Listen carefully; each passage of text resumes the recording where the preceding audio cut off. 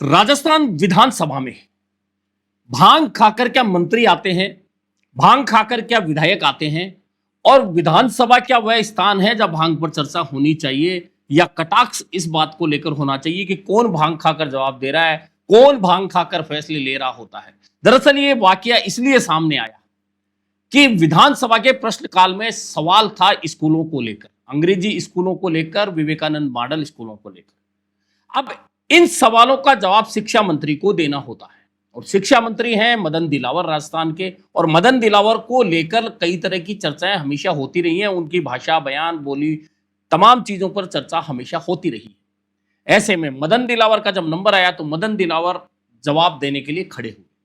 जवाब देते देते अचानक कटाक्ष करना था पूर्ववर्ती सरकार के शिक्षा मंत्री पर, और पूर्ववर्ती शिक्षा मंत्री गोविंद सिंह डोटासरा, और गोविंद सिंह डोटासरा और मदन दिलावर के बीच में जो प्रेम है कई बार सदन में भी प्रकट होता है, सदन के बाहर भी बयान जब एक दूसरे के लिए वे देते हैं तो उनमें भी उनका प्रेम प्रकट हो जाता है।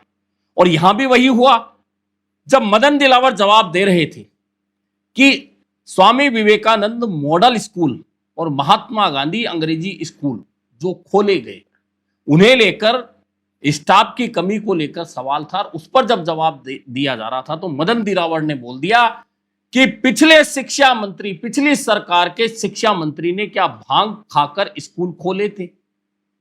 अब भांग खाकर स्कूल खोले थे जब यह बात होगी तो निश्चित है कि प्रतिपक्ष की ओर से जवाब दिया जाएगा। तो नेता प्रतिपक्ष टीकाराम जूली ने तुरंत जवाब भी दे दिया, और जवाब यह दे दिया कि आपको जवाब देना है स्कूलों में व्यवस्थाओं को लेकर। अब आप कह रहे हैं भांग खाकर स्कूलें खोल दी गई। मुझे तो यह लगता है कि राजस्थान का शिक्षा मंत्री जो जवाब दे रहे हैं वे भांग खाकर जवाब दे रहे हैं। अब ये जब बात चली तो निश्चित है कि गोविंद सिंह डोटासरा खड़े होने थे, वे भी हुए, और तकरार पूर्व शिक्षा मंत्री, वर्तमान शिक्षा मंत्री, नेता प्रतिपक्ष के बीच भी हुई। मंत्री जी जिस प्रकार से बात कर रहे हैं भांग खाके, आप प्रदेश के शिक्षा मंत्री हो, आप जिस प्रकार का जवाब तो आप भांग खाके दे रहे हो। ठीक कर दे, ये ठीक करे, कमियां रही। विद्यालय बहुत महत्वपूर्ण है, स्वामी विवेकानंद भी और महात्मा गांधी इंग्लिश मीडियम भी। एक तो इसमें दोनों में ही प्रतिनियुक्ति से लगा रहे हैं। महात्मा गांधी में तो हमने कैडर बनाया था, 10,000 पोस्ट इसमें हमने भरी थी, लेकिन उसके अलावा जो पोस्ट है वो सारी प्रतिनियुक्ति पे भरी जाती है।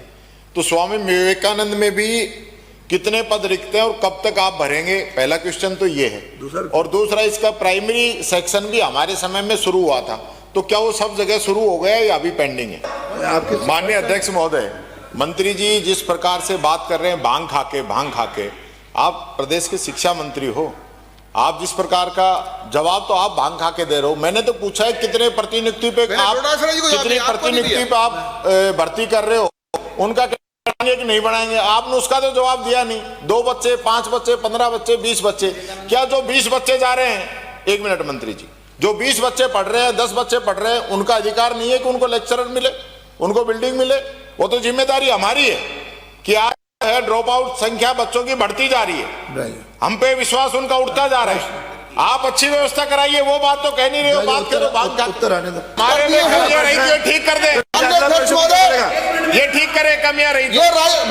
कुल मिलाकर जवाब तो यह आया कि जो स्कूल खोले गए, महात्मा गांधी स्कूल और विवेकानंद मॉडल स्कूल, उन स्कूलों के अंदर स्टाफ पैटर्न तय नहीं किया गया। कहीं 5 बच्चे, कहीं 2 बच्चे, कहीं 10 बच्चे हैं, और कैडर भी नहीं है, स्टाफ भी नहीं है, और उसकी व्यवस्था भी नहीं गई। तो नेता प्रतिपक्ष का कहना था कि हमने कैडर तैयार कर दिया था, तो आपने उसको लेकर क्या किया? तब मदन दिलावर का कहना था कि 2, 5, 10 बच्चों के अंदर कैडर की भर्ती नहीं हो सकती।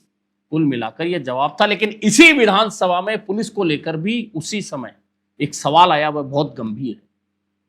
सवाल गणेश गोगरा डूंगरपुर के विधायक हैं कांग्रेस के, उन्होंने उठाया, और सवाल था पुलिस को लेकर, पुलिस की एफआईआर को लेकर। आपको पता होगा कि पिछले दिनों राजस्थान सरकार पीठ थपथपा रही थी कि हमारे समय में अपराध कम हुआ है, मामले कम दर्ज। दरअसल अपराध की गणना इससे नहीं होती कि अपराध कहां हो रहा है, कैसा हो रहा है, मीडिया पे कितना दिखाया जा रहा है, सोशल मीडिया पर कितना आ रहा है, कहां मारपीट हो रही है, कहां गोली चल रही है, इसे अपराध की गिनती में नहीं आता।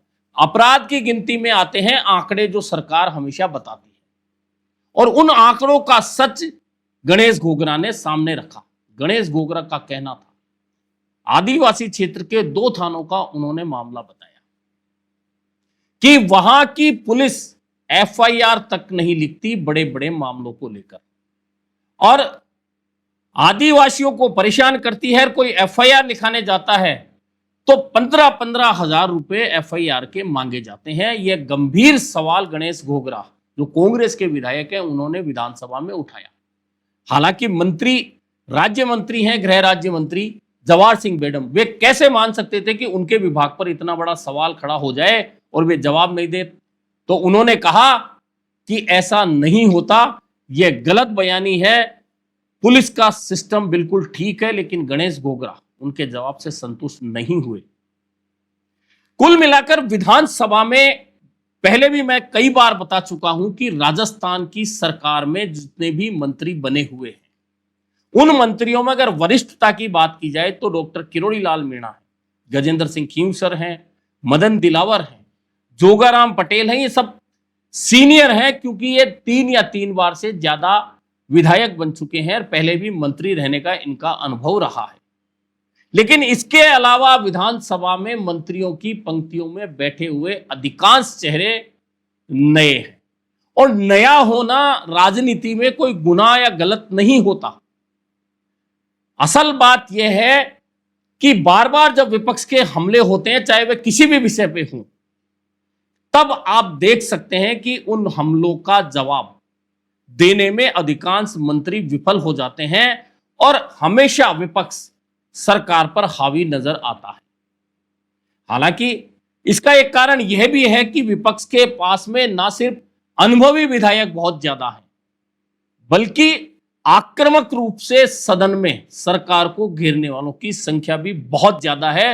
उसकी एवज में भाजपा की तरफ हम देखें तो सीनियर मंत्रियों की कमी है, साथ में सीनियर विधायकों की भी कमी है, और जो सीनियर विधायक हैं, जो मंत्री नहीं बन पाए हैं, वे हमेशा या तो सदन में रहते नहीं है, रहते हैं तो वे जब मंत्रियों पर हमला होता है विपक्ष का तो चुप्पी साधे बैठे रहते हैं। और यही कारण है कि कांग्रेस लगातार हमलावर होती है। वो तो अध्यक्ष वासुदेव देवनानी हैं, सीनियर है, वे समझते हैं कि कहां किस मंत्री को किस तरह से बचाया जा सकता है, सरकार को कैसे बचाया जा सकता है, विपक्ष को कैसे चुप कराया जा सकता है, और वे कई बार अपनी भूमिका वहां निभाते भी हैं। लेकिन विधानसभा का ये जो वर्तमान सत्र है, जिसमें अब 2 दिन बाकी बचे हैं, इन 2 दिनों के दौरान यह तो तय है ही कि सरकार को जो विधायी काम करना है वह सरकार करेगी, और करने के बाद विधानसभा स्थगित हो जाएगी। लेकिन इस बजट सत्र की जो उपलब्धियों की बात की जाए तो सरकार अधिकांश मामलों में विपक्ष के हमलों से घिरी रही। मुख्यमंत्री से लेकर मंत्रियों पर लगातार विपक्ष के हमलावर रुख जैसे कई बार मामले देखे गए, और इन हमलों की कमान नेता प्रतिपक्ष टीकाराम जूली ने संभाली, गोविंद सिंह डोटासरा ने संभाली, रामकेश मीणा उपनेता है ने संभाली, रफीक खान ने संभाली, और श्रवण कुमार ने संभाली, शांति धारीवाल ने संभाली। इसके अलावा भी कांग्रेस के नए विधायक भी पूरी तरह से सरकार पर हमलावर रहे। लेकिन जब बचाने की बात आई तो सरकार का बचाव ढूंढने में ज्यादातर भाजपा के विधायक असफल साबित हुए।